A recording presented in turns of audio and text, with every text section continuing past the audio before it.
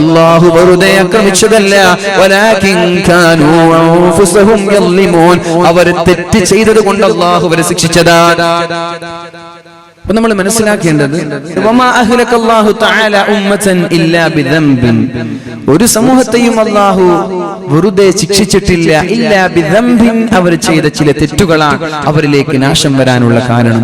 വമാ നജാ മൻ നജാ, രക്ഷപ്പെട്ടവരൊന്നും രക്ഷപ്പെട്ടിട്ടില്ല, വഫാസ മൻ ഫാസ്, വിജയിച്ചവരൊന്നും വിജയിച്ചിട്ടില്ല, ഇല്ലാ ബിതൗബത്തിൻ വതാഅ, അല്ലാഹുവിലേക്ക് തൗബ ചെയ്തതുകൊണ്ടാണ്, അല്ലാഹുവിനെ അനുസരിച്ചതുകൊണ്ടാണ് ലോകത്തെ രക്ഷപ്പെട്ട ആളുകളൊക്കെ രക്ഷപ്പെട്ടത് എന്ന് മഹാന്മാരായ പണ്ഡിതന്മാർ നമ്മോട് പഠിപ്പിച്ചു തരികയാണ്. അപ്പൊ നമ്മൾ മനസ്സിലാക്കണം, നമ്മുടെ ചില പാപങ്ങൾ നമ്മെ തിന്മയിലേക്ക് നയിക്കുന്നുണ്ട് എന്ന്, അല്ലാഹുവിന്റെ അദാബിന് കാരണമാകാൻ ചില പാപങ്ങൾ മതിയെന്ന് നമ്മൾ മനസ്സിലാക്കുക. മഹാനായ ഇബ്നു അബ്ബാസ് റളിയല്ലാഹു അൻഹു പഠിപ്പിക്കുകയാണ്, ഇന്നലിൽ ഹസനത്തി ദിയാഉൻ ഫിൽ വജ്ഹ്, നന്മ ചെയ്യുന്ന ആളുകളുടെ മുഖം എന്നും പ്രകാശിച്ചു കൊണ്ടിരിക്കുന്നതാണ്.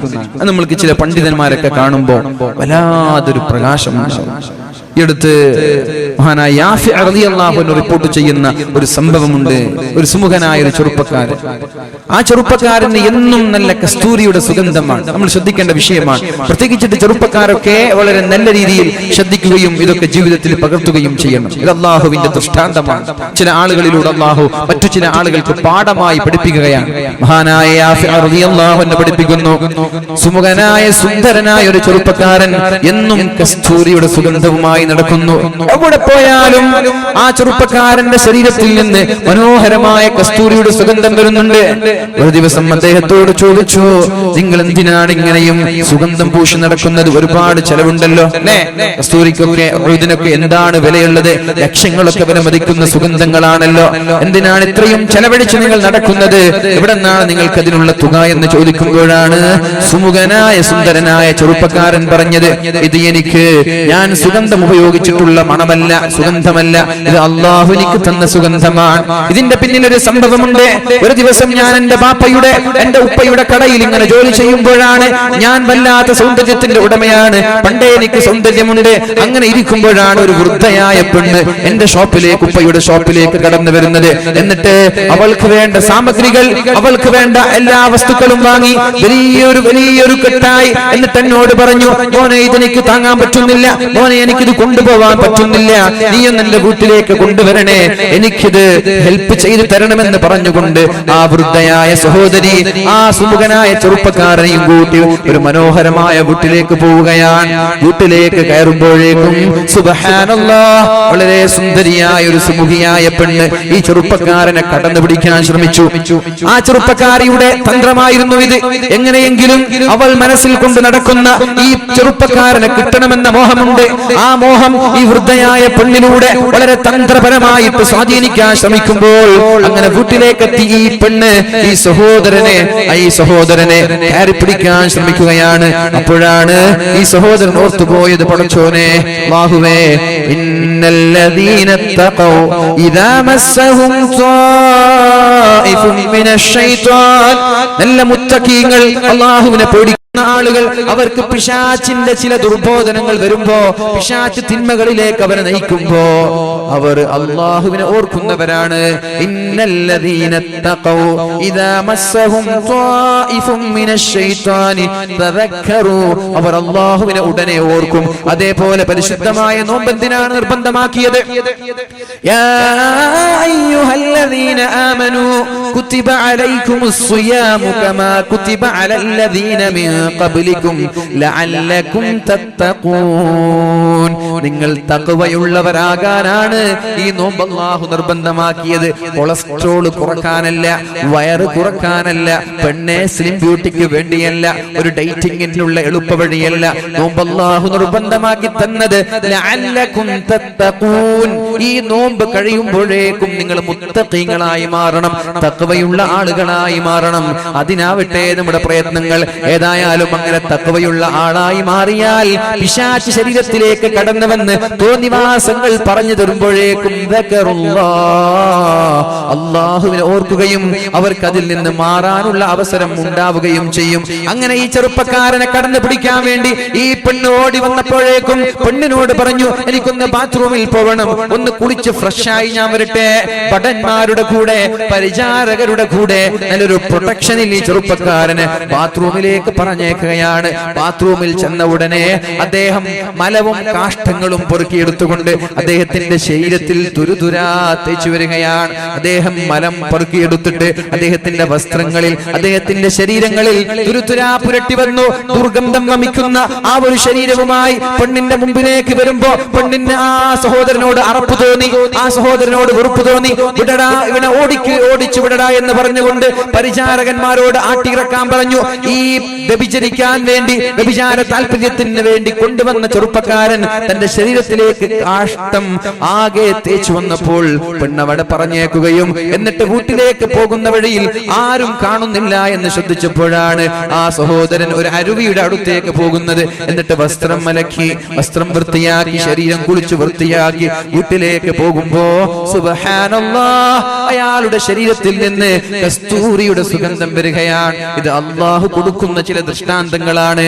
ഇത് മറ്റുള്ള ആളുകൾക്കൊരു പാഠമാണ്. അദ്ദേഹം പറഞ്ഞു, അന്ന് മുതൽ ഇന്ന് വരെ ഈ ശരീരത്തിൽ കസ്തൂരിയുടെ സുഗന്ധമാണ്. ഒരു ദുർഗന്ധം വമിക്കുന്ന ഒരു വസ്തു എന്റെ ശരീരത്തിൽ ഞാൻ തേച്ചത് കാരണം, പുരട്ടിയത് കാരണം അല്ലാഹു എനിക്ക് പകരം തന്നത് സുഗന്ധമാണ്, കസ്തൂരിയാണ് എന്ന് ആ സഹോദരൻ ആ പണ്ഡിതനോട്, ആ വ്യക്തിയോട് പഠിപ്പിച്ചു എന്ന് ചരിത്രത്തിൽ കാണാൻ സാധിക്കും. ഇങ്ങനെ സംഭവങ്ങൾ നമ്മുടെ ജീവിതത്തിൽ ഉണ്ടാകും. പക്ഷേ നമ്മൾ അങ്ങോട്ട് തേടിപ്പോവാൻ, ഇങ്ങോട്ട് വന്നാൽ ഏതായാലും കൺട്രോൾ ചെയ്യാൻ പറ്റൂല, അതിനൊക്കെ പുറം അങ്ങോട്ട് തേടിപ്പോവാൻ. ഇതൊക്കെ ഇല്ലാതിരിക്കാൻ വേണ്ടി പ്രത്യേകിച്ചിട്ട് പടച്ചെറുപ്പിനോട് ദുആ ചെയ്യാം. അല്ലാഹു നമ്മളെയൊക്കെ രക്ഷപ്പെടുത്തട്ടെ, നമ്മുടെ ഈമാൻ അല്ലാഹു സലാമത്താക്കട്ടെ. അപ്പൊ ഏതായാലും ഇന്നലിൽ ഹസനത്തു ളിയാഉൻ, നന്മ ചെയ്യുന്ന ആളുകളുടെ മുഖത്തൊരു പ്രകാശമുണ്ടാകും. വനൂറൻ ഫിൽ ഖൽബി, അവന്റെ ഹൃദയത്തിലും പ്രകാശമുണ്ടാകും. വസഅതുൻ ഫിൽ റിസ്ഖി, അവന്റെ ഭക്ഷണത്തിൽ വിശാലതയുണ്ടാകും. വഖുവതുൻ ഫിൽ ബദനി, ജിമ്മിനൊന്നും പോണ്ട, വൈകുന്നേരം കളിക്കേണ്ട ആവശ്യമില്ല. വഖുവതുൻ ഫിൽ ബദനി, അവന്റെ ശരീരത്തിൽ നല്ല ശക്തിയുണ്ടാകും, ആരോഗ്യ ദൃഢഗാത്രനായിരിക്കും അവൻ. വമഹബ്ബതുൻ ഫീ ഖുലൂബിൽ ഖൽഖി, ജനങ്ങൾക്കെല്ലാം അയാളെ ഇഷ്ടമായിരിക്കും. ഇതൊക്കെ വേണ്ടേ? നല്ല ഫിറ്റ്നസ് ഉള്ള ബോഡി, ഹെൽത്തി മൈൻഡ്, ആൻഡ് ജനങ്ങൾക്കൊക്കെ അല്ലാതെ ഇഷ്ടം വേണം. സമ്പത്തിൽ വിശാലത വേണം, നല്ല വാഹനം വേണം, നല്ല വീട് വേണം, ആളുകൾക്കൊക്കെ ഇഷ്ടമായിരിക്കണം. അതിന് നീ ചെയ്യേണ്ടത് നന്മയെ ചെയ്യാൻ പാടുള്ളൂ. ഇങ്ങനെ നന്മ ചെയ്താൽ നിന്റെ മുഖം പ്രകാശിക്കും. നിനക്ക് ഫെയർലോളിയുടെയോ ഫൗണ്ടേഷന്റെയോ ആവശ്യമില്ല, നിന്റെ മുഖം പ്രകാശിക്കും. അതേപോലെ എവിടെയെങ്കിലും കഷ്ടപ്പെട്ട് അധ്വാനിക്കേണ്ട ആവശ്യമില്ല.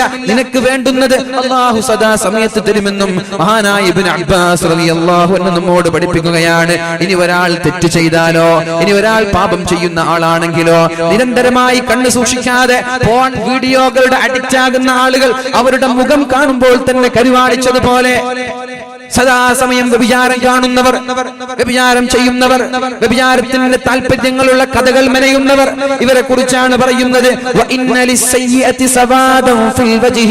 തിന്മ ചെയ്യുന്ന ആളുകൾ വെളുത്തിട്ടാണെങ്കിലും അവരുടെ മുഖത്തിൽ ഒരു കറുപ്പുണ്ടാകും, കരിവാളിച്ച മുഖമായിരിക്കും, അവരുടെ ഹൃദയവും കറുത്തു പോകും.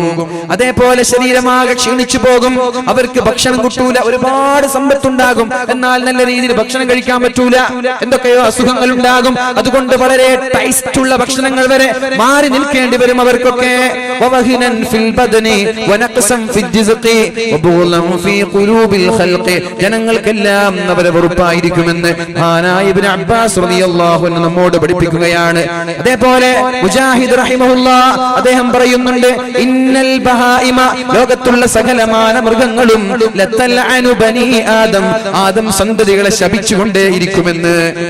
നമ്മുടെ വീട്ടിലുള്ള നാൽക്കാലികൾ, നമ്മുടെ റോഡ് സൈഡിൽ അലക്ഷ്യമായി നടന്നു നീങ്ങുന്ന പേപ്പട്ടികൾ, മനുഷ്യനെക്കാളും വില ഇന്ന് നായകൾക്കാണല്ലേ? അല്ലെ, നായകളെ കൊല്ലാൻ പാടില്ല. എത്രയോ നായകൾ മനുഷ്യനെ കൊന്നാലും കുഴപ്പമില്ല, നായനെ കൊല്ലുമ്പോ നമ്മുടെ രഞ്ജിനി ഹരിദാസനൊക്കെ അരിശം കൊള്ളാൻ, അതിന്റെ പേരിൽ കുഴപ്പമുണ്ടാക്കാൻ. ഏതായാലും നായ അങ്ങനെ ജീവിക്കണം, മനുഷ്യൻ ചത്തുപോട്ടെ, കുഴപ്പമില്ല എന്നാണ്. എന്തായാലും അല്ലാഹു ബോധം കൊടുക്കട്ടെ. ഇന്നൽ ബഹായിമ, മുസ്തയമായും മൃഗങ്ങൾ, ലതൽഅനു ബനി ആദം എല്ലാ സന്തതികളെയും ശപിച്ചുകൊണ്ടിരിക്കും.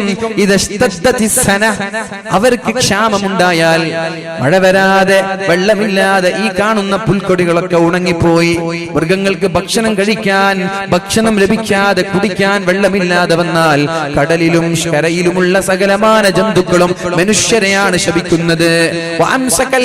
മഴ വരാതിരുന്നാൽ അവരൊക്കെ നമ്മെ ശപിക്കുകയാണ്. എന്നിട്ട് പറയും ആദം സന്തതി തെറ്റ് ചെയ്തത് കൊണ്ടാണ് ഇങ്ങനെയൊക്കെ സംഭവിക്കുന്നത് എന്ന് മൃഗങ്ങൾ പറയുമെന്ന് മഹാനായ മുജാഹിദ് റളിയല്ലാഹു അൻഹു നമ്മോട് പറയുകയാണ്. ഏതായാലും എന്റെ വാക്കുകൾ ഉപസംഹരിക്കുകയാണ്. അല്ലാഹു തആല ഒരു ആയത്ത് കൂടി നമ്മോട് ഉണർത്തുന്നുണ്ട്. ബിസ്മില്ലാഹിർ റഹ്മാനിർ റഹീം. വലൗ അന്ന അഹ്ലൽ ഖുറാ ആമനൂ واتقوا لفتحنا عليهم بركات من السماء والأرض ولكن كذبوا فأخذناهم بما كانوا يكسبون أفأمن أهل القرى أن يأتيهم بأسنا بياتا وهم نائمون أفأمن أهل القرى أن يأتيهم بأسنا ضحى وهم يلعبون أفأمنوا مكر الله فلا يأمن مكر الله إلا القوم الخاسرون. നമ്മുടെ മഞ്ചേശ്വരം മണ്ഡലത്തിന്റെ പ്രഗത്ഭനായ MLA നമ്മുടെ സദസ്സിലേക്ക് കടന്നവരാണ്. അല്ലാഹു അദ്ദേഹത്തിന് ആഫിയത്തും ഇസ്സത്തും പ്രദാനം ചെയ്യുമാറാവട്ടെ. നമ്മുടെ ജനങ്ങൾക്കിടയിൽ ഓടിച്ചാടി നടന്ന് സുത്യർഹമായ പ്രവർത്തനങ്ങൾ നടത്തി വികസനത്തിന്റെ പടപ്പാട്ടുമായി കഴിഞ്ഞ 5 വർഷം നമ്മൾക്ക് മഹനീയമായ നേതൃത്വം നൽകിയ അബ്ദുൾ റസാഖ് MLA നമ്മുടെ മുമ്പിലേക്ക് കടന്നു വരുന്നു. അല്ലാഹു അദ്ദേഹത്തിന് നമ്മൾക്ക് സ്തുത്യർഹമായ പ്രവർത്തനങ്ങളും വികസനങ്ങളും നമ്മുടെ നാട്ടിലും മണ്ഡലങ്ങളിലും കാഴ്ചവെക്കുവാനും ഇൻഷാ അല്ലാഹ് അടുത്ത ഇലക്ഷനിൽ വൻ ഭൂരിപക്ഷത്തോടെ വിജയിക്കുവാൻ അല്ലാഹു തൗഫീഖ് ചെയ്യട്ടെ.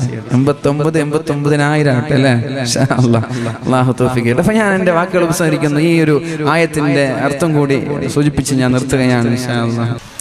വലൗ അന്ന അഹ്ലൽ ഖുറാ ആമനൂ, ഒരു നാട്ടിലുള്ള ഗ്രാമവാസികളെല്ലാം അല്ലാഹുവിനെ കൊണ്ട് വിശ്വസിക്കാൻ തുടങ്ങിയാൽ, വത്തഖൗ, അവർ തഖ്വയുള്ളവരായാൽ, ലഫതഹ്നാ അലൈഹിം ബറകാത്തിൻ മിനസ് സമാ, ആകാശലോകങ്ങളിൽ നിന്ന് അല്ലാഹുവിന്റെ അനുഗ്രഹങ്ങൾ അവരിലേക്ക് ഇറങ്ങി വരും.